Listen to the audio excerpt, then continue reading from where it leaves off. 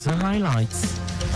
Lagos State Environment Enforcement Team apprehends scavengers for defacing Falamo Bridge. Nigerian Electricity Regulatory Commission hikes tariff for premium customers. On the foreign team, Zimbabwe's president declares national disaster to tackle prolonged drought. And in sports, Singapore out of hosting 2026 Commonwealth Games. And now the details. I am Akan Usen.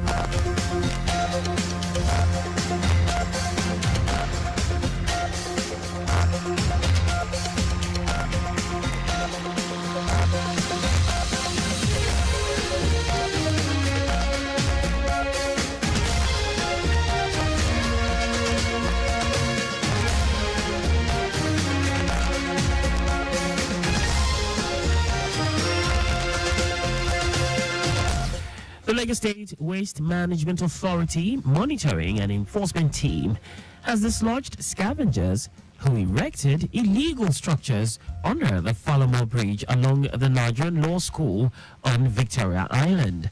Commissioner for the Environment and Water Resources, Tokunbo Wahab, in a post on X, said the structures were erected by scavengers who were earlier dislodged from under the bridge in Obalende, thereby constituting an environmental nuisance and defacing public facilities.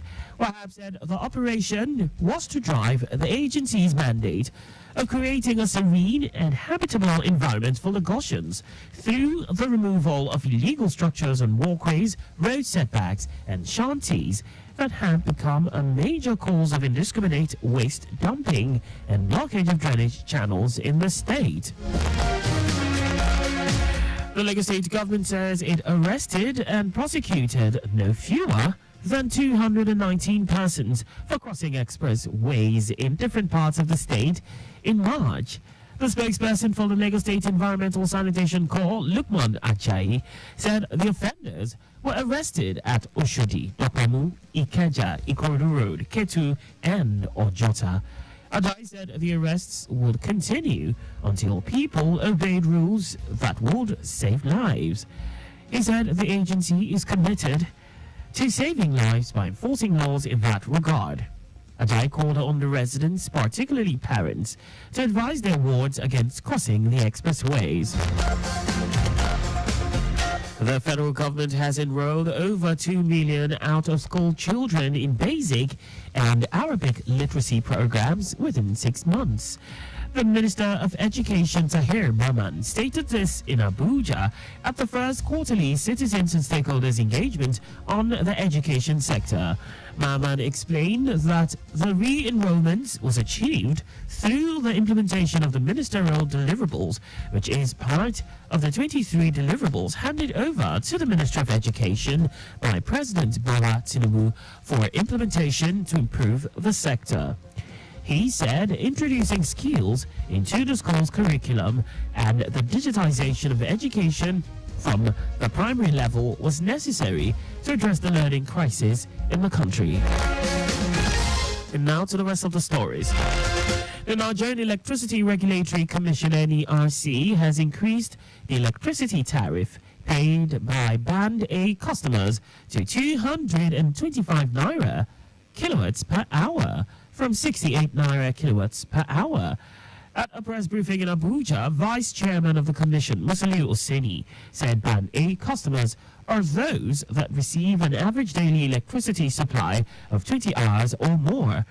Oseni said with a new order issued by NERC, Band A customers will no longer enjoy federal government subsidy on electricity. He also said that Band A customers make up just 15% of total electricity customers in the country.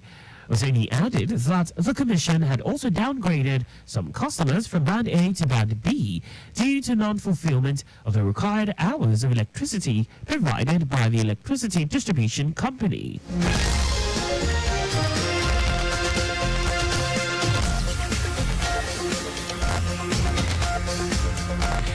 In a significant operation aimed at maintaining peace and security in Taraba State, troops of 6th Brigade Nigerian Army have neutralized 5 violent extremists foiled kidnapping attempts and recovered a substantial cache of arms and ammunition. The troops, while acting on actionable intelligence on the plan of the extremists to kidnap some church members returning from church program in Wukari, acted decisively. The troops made contact with the extremists and engaged them in a fierce gun battle, leading to the neutralization of 4 extremists and recovery of 2 AK-47 rifles, 1 pump-action rifle, and 2 AK-47 magazine. According to the army, this successful operation demonstrates the unwavering commitment of 6th Brigade to protecting the lives and property of the citizens while making the state and its environs a safer place for business to thrive. The military implored members of the public to continue supporting its troops by providing timely and credible information on any suspicious movement or activities of criminals within the state. And now to foreign news. Zimbabwe's President Emmerson Mnangagwa has declared a national disaster to tackle the prolonged drought crisis. Mnangagwa said the country needs $2 billion to tackle hunger caused by low rainfall, which has wiped out about half of the maize crops. The grain shortage has pushed up food prices, and an estimated 2.7 million people will face hunger. Neighboring Zambia and Malawi have also declared states of disasters due to drought. The drought is a result of the El Nino global weather pattern and has triggered a humanitarian crisis in southern Africa. Zimbabwe now joins the regional scramble to find enough maize on the international market. Meanwhile, authorities say the number of people needing food aid will be higher than the initial projection. And now sports. Singapore has joined Malaysia in ruling out hosting the 2026 Commonwealth Games, further plunging the future of the multi-sport event into doubt. The Commonwealth Games Federation, CGF, has been scrambling to find a new host after the Australian state of Victoria withdrew last year because of soaring costs. Malaysia emerged as a possible replacement, but turned down the opportunity last month because of the cost, despite the offer of €100 million sweetener from the CGF. The financial support is available to any prospective host.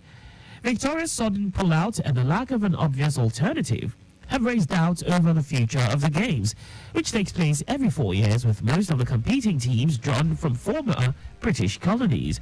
The Games were last hosted in 2022 by the city of Birmingham in England. The CGF hopes that the Games' perceived strengths of inclusivity and integration with parasports mixed in with able-bodied events will secure a host just 2 years out from the multi-sport event. And that's all for the news at 4. Just before we go, please do not drive beyond specified speed limits. You can follow us and like all our various social media platforms on X, Traffic Radio 961, Instagram, Lagos Traffic Radio 961, Facebook, Lagos Traffic Radio 96.1 FM. On YouTube, subscribe and watch us live on our channel, Traffic Radio 961. You can also visit our website on www.trafficradio961.ng. Did you know that the Sanwo-Olu administration organized a forum for women across the 57 local government and local council development areas in the state with a view to enhancing their productivity and economic growth? You can get more details on the Lagos State Government website. To end the news, here are the highlights of the major stories. The Lagos State Waste Management Authority Monitoring and Enforcement Team has dislodged scavengers who erected illegal structures under the Falamo Bridge along the Nigerian Law School on Victoria Island. The Nigerian Electricity Regulatory Commission (NERC) has increased the electricity tariff paid by Band A customers to 225 naira kilowatts per hour from 68 naira kilowatts per hour. We also told you that Zimbabwe's President Emmerson Mnangagwa has declared a national disaster to tackle the prolonged drought crisis. And in sports, Singapore has joined Malaysia in ruling out hosting the 2026 Commonwealth Games, further plunging the future of the multi-sport event into doubt. For For contact with the newsroom, please send a message to info@trafficradio961.ng. And that ends the news broadcast compiled by Zainab Abibashi. I am Akan Usen. Thanks for listening and please stay safe. Good afternoon. Timeliness begins with the letter T. We strive to maintain timeliness in disseminating information to our listeners, and that is why we are reliable,